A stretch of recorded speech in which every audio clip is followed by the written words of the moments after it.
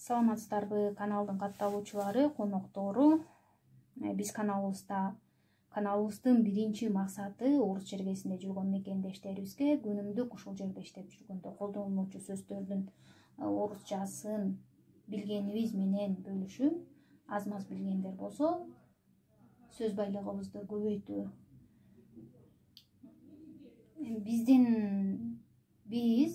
Мен анан биякта отурган дагы бир канал ачтык. КГ менен орус тил деген канал иштей берет, жабылбайт, иштей берет, суроолорго жооп берип видео тартабыз. Экинчи канал ачтык, КГ менен сырдашуу деген. Бирок ал канал айымдар үчүн. Ошон үчүн сиз айым болсоңуз, менин катталуучум болсоңуз, же ушу видеону көрүп аткан каттала элек айым кыз сиз болсоңуз, КГ менен сырдашуу деген каналга дагы катталыңыз деп чакырамын. Кече бирөө туура эмес түшүнүп алыптыр. Эже бул орусчаны үйрөтө эле атасыз го, бул эркектерге деле тиешелүү экен го дейт. Эркектерге эле тиешелүү КГ менен орус тил деген канал. Айымдарды мен КГ менен сырдашуу деген каналга чакырып атам. Аты ошондой каналдын, КГ менен сырдашуу. Айымдардын көз карашы, айымдарга тиешелүү проблемалар жөнүндө сөз болот ал каналда. Ошон үчүн мага жазылган болсоңуз, ал каналыма дагы жазылыңыз. Анан бул видеону көргөндөн кийин видеоңуз жакса лайк басыңыз, лайк басканды унутпаңыз. Көрүп бүткөндөн кийин сөз башыңыз, көрүп атканда да сөз басыңыз деп чакырып кетмекчимин. Катталбай эле көрүп аткан болсоңуз, катталыңыз деп чакырам. Алина суроо бериптир. 84-төн баштап 2020 жылга чейин жылды айтканды үйрөтүңүзчү деп. Бир темага батпайт, көп болуп кетет. Ошон үчүн 2 бөлүп айтамын. Бүгүн 2000ге чейинкини айтып берем. Мисалы, бизде деле канчанчы жылкысың десе 97-жылкымын деп коет. Болсо 1997-жылкымын деп коет. Ошондо 1990 деген сөздөр башында булар мындай жаралганда кандай болсо, ошол бойдон эле турат дагы 97 деп 7 дегенди жаралганда бул 7 да. 7 дебей 97-жылкы болом деп коебуз го. 7-ни өзгөртүп, 7 деп. Ошондой кылып орус тилинде деле ушундай өзгөрүлөт экен.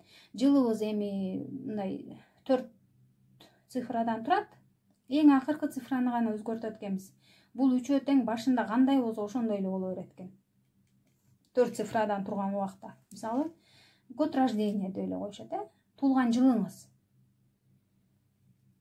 Анда ушундай ой деген окончанияны кошуп айтат экенбиз. Мисалы, 91-жылы туулган болсоңуз, 1991 биринчи дегенди билдирет, первый. 1 деген, 1 деген 1, биринчи деген первый да. 1991. 2 деген 2, экинчи деген второй. Орус тилинде ушундай 2 айырмасы бар. 1992. 93-жылы төрөлгөн болсоңуз, 1993. 94, 95, 96, 98, 99. Год рождения деп койсо. А эгер какой у вас год рождения десе, сизге андан да оңой болот. Себеби суроо берген киши сизге уже эле какой деп, сиз первый, второй, третий дегенди ой, ый деген окончания менен жооп беришиңизге уже эле жол түстү. Какой у вас год рождения деди, сиз 91-жылы туулган болсоңуз, 1991 деп айтасыз. 92, 93, 94, 95, 98, 99. Уже эле мына ый деген окончаниялар менен айтканга сизге жол түшүп, даяр жооп даярдап койду. Могул сөзүнө жакшы маани бериңиз. Суроосуна, суроодогу сөзүнө. Какой десе эле, смело айта бериңиз. 1, 2, 3, 4, 5, 6, 7, 8, 9 деп. Биринчи, экинчи, үчүнчү, төртүнчү дегенди билдирет.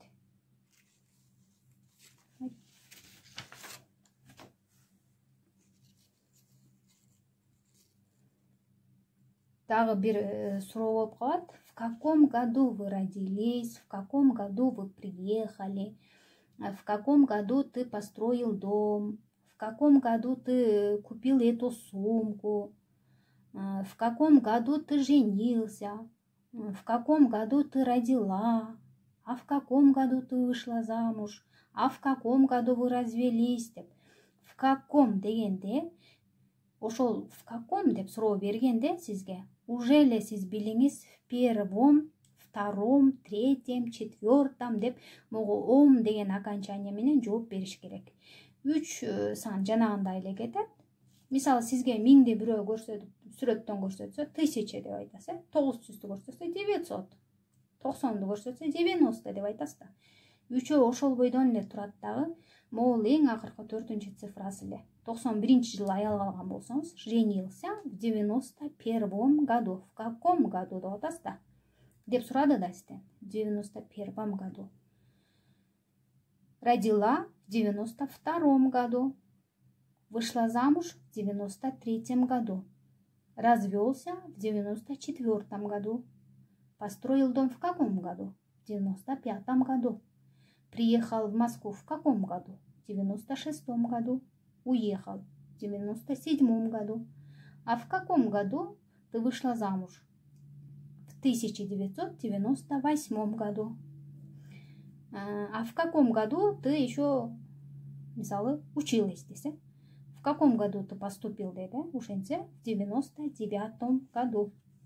В 9-м деп айтып коет, эми в 9 году.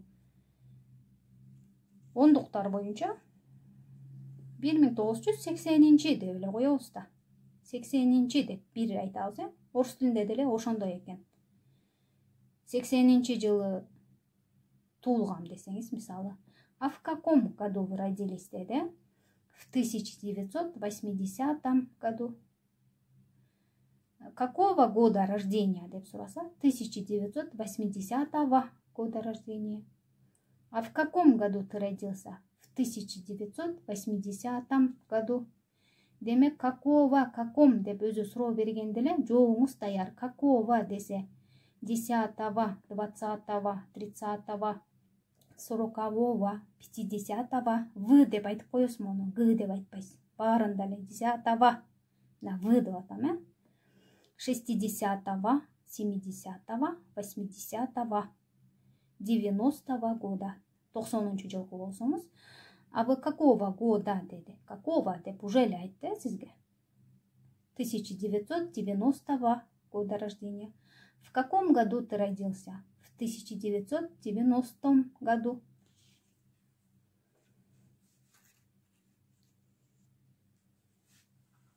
Какого года рождения? А вы какого года рождения? Сиз канчанчы жылы төрөлгөнсүз? Канчанчы жылкысың деген суроода бул какого деген орусча мындай маанисинде которгондо канчанчы жылкысың деген. 94-чү жылкымын, 95-чи жылкымын деп айта беребиз да биз. Какого дегенде, мына сиз дагы го деген окончанияны кошот экенсиз. 81-чи жылкы болсоңуз 1980, мына үчөө ошол бойдон калды. Первого года рождения. Бул жылга эле тиешелүүнү айтып атам мен. 1982 года рождения, 83 года рождения, 85 года рождения, 96 года рождения, 77 года рождения, 78 года рождения, 98 жылкымын, 79 года рождения.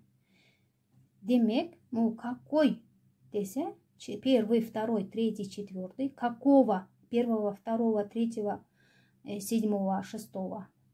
В каком десе? В 1, 5, 7, 9, 8, 6. Год рождения деп койсо, 1, 2, 3, 4, 5 деп айтат экенсиз.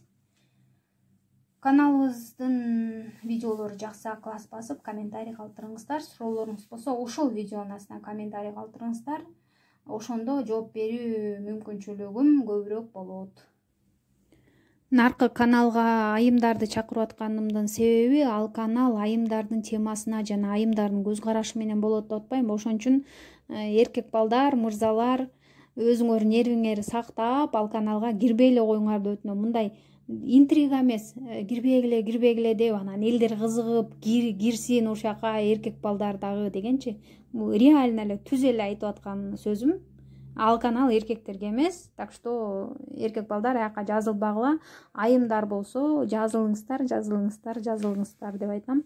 Ушул каналдагы видеого дагы, наркы каналдагы видеого дагы лайк жагат деген кнопканы басууну унутпаңыздар.